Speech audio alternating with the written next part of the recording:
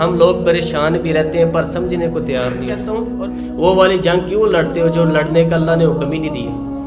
یہ دولت کی جنگ لڑنے کا تو اس نے حکم ہی نہیں دیا، وہ کہتا ہے میری ذمہ داری ہے، تو بس تھوڑی جد و جہد کر، رزق تیرے دروازے تک پہنچا دوں گا۔ تو جو جنگ لڑنے کا اس نے کہا نہیں وہ لڑ رہے ہیں، اور جو لڑنے کا کہا ہے وہ لڑتے نہیں۔ تو بھائی اپنے آپ کو اللہ کی بارگاہ میں پیش کریں، بت کو توڑ ڈالیں۔ یہ بڑی عظیم بادشاہی ہے اس کی۔ حضرت سعد بن ابی وقاص رضی اللہ تعالی قادسیہ کی جنگ کے لیے گئے تو رستے میں دریا آ گیا، تو دریا کنارے کھڑے ہو کے کہنے لگے دریا سے، وہ پتہ نہیں ہوتا تھا نا اس زمانے میں رستوں کا، جدھر پتہ چلتا تھا وہ لوگ جاتے جاتے تھے، وہ شناسا ہوتے تھے، ان کو پتہ ہوتا تھا۔ نئے لوگ تھے، دریا آ گیا بیچ میں، یہ بھی اللہ کی حکمت تھی کہ آ گیا، تو فرمانے لگے دریا اگر تو حضرت موسیٰ علیہ السلام کی نافرمان قوم کو رستہ دے سکتے ہیں تو ہم تو نبی پاک کے فرما بردار غلام ہیں۔ تو دریا نے رستہ چھوڑ دیا، اگلے کنارے گئے تو کہنے لگے کسی کی کوئی چیز تو نہیں رہ گئی؟ تو ایک صحابی کہنے لگے میرا مٹی کا پیالہ دریا میں رہ گیا۔ تو آپ دریا سے کہنے لگے چل یار ہمارا پیالہ بھی واپس کر دے، ہمیں رستے میں ضرورت پڑے گی۔ ایک لہر آئی تو پیالہ بھی واپس کر گئی۔ او میرے بھائی، نبی پاک صلی اللہ تعالیٰ علیہ وآلہ وسلم نے کسی صحابی کو زیادہ پیسوں کی دعا نہیں دی نہیں۔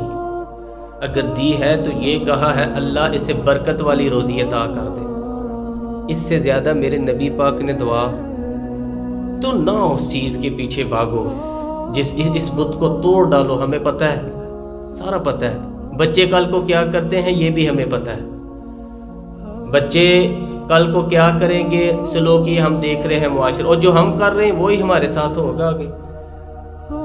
یہ ساری چیزیں ہمارے سامنے کھلی کتاب کی مانند ہے۔ اس بت کو توڑیں، اللہ کے حضور حاضر ہوں اور سچی اور پکی توبہ کریں۔ میری طرف دیکھیں آپ سب لوگ، گناہ کا روپ بدل گیا ہے، گناہ کا انداز بدل گیا ہے۔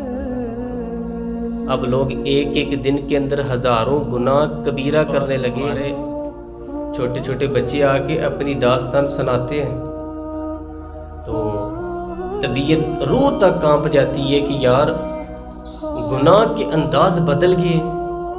اب اس طرح سے گناہ ہوتا ہے کہ انسان سوچ کے حیران ہو جاتا ہے کہ یہ بھی ہو سکتا ہے، ایسے بھی کو کر سکتا ہے۔ اس قدر گندی چیزیں آ گئی ہیں۔ میں یہ استعمال کیا موبائل کو، تو میں جب کھولتا ہوں تو اچھی چیز بھی لکھتا ہوں دیکھنے کے لیے تو ساتھ گند آ جاتا ہے۔ اسلام وہ مذہب ہے جو کہتا ہے کہ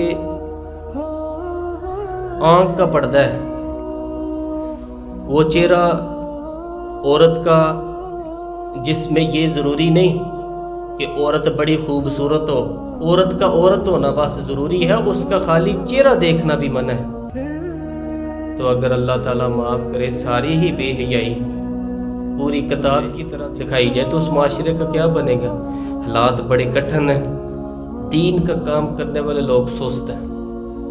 اپنے اندر توانائی پیدا کریں، اپنے دوستوں کو منع کریں، خیر کی طرف لوگوں کو لے کے جائیں، ورنہ اس تیزی کے ساتھ گناہ پھیل رہا ہے اللہ جانے قوم کا حال کیا ہو جائے۔ یہ یاد رکھ لو، بنی اسرائیل میں 3 لوگ تھے، فرقے تھے، فتویٰ ہے ہمارے حضرت صاحب کا، بنی اسرائیل میں 3 گروہ تھے، ایک گناہ کرنے والا، ایک منع کرنے والا، ایک چپ رہنے والا۔ ایک کو اللہ تبارک و تعالی نے بچایا، باقی 2 تباہ کر دی۔ گناہ کرنے والے بھی تباہ ہوئے اور منع نہ کرنے والے بھی تباہ ہو گئے۔ صرف وہ بچے جو کہتے تھے خبردار جو گناہ کریں گے نہ کرنے دیں گے وہ بچے۔ یہ یاد رکھ لیں، مت سمجھنا کہ بچوں میں چپ رہوں گا تو میری معافی ہے، کوئی مطلب نہیں اس بات۔ نبی پاک صلی اللہ علیہ وسلم نے فرمایا برائی جب دیکھ تو اپنے ہاتھ سے بدل، اور اگر تیرے اندر طاقت نہیں تو پھر زبان سے برا کہہ، اور اگر یہ بھی نہیں کہہ سکتا تو دل میں تو برا جان۔ حد ہو گئی ہے یار، جو نسل آج چل رہی ہے نا، یہ 85% مبتلا ہے۔ اس سے اگلی جو نسل آئے گی اللہ جانے اس کا کیا بنے گا۔ اس لیے جدوجہد تھوڑی تیز کریں، لوگوں کو بچائیں جتنا ہو سکے، اپنے دوستوں کو بچائیں۔ ہمارے بچے کے ہاتھ میں اتنا سا آگ کا انگارہ ہوتا ہے جو موبائل پکڑا ہوتا ہے، جب وہ پورا جل جاتا ہے تو ہمیں سمجھ آتی ہے یہ تو جل گیا سارا۔ تو جلا بڑی مشکل سے بچتا ہے، ڈاکٹروں کا فیصلہ ہے، تو جل جائے وہ مشکل سے بچتا ہے، تو ان کو بچائیں۔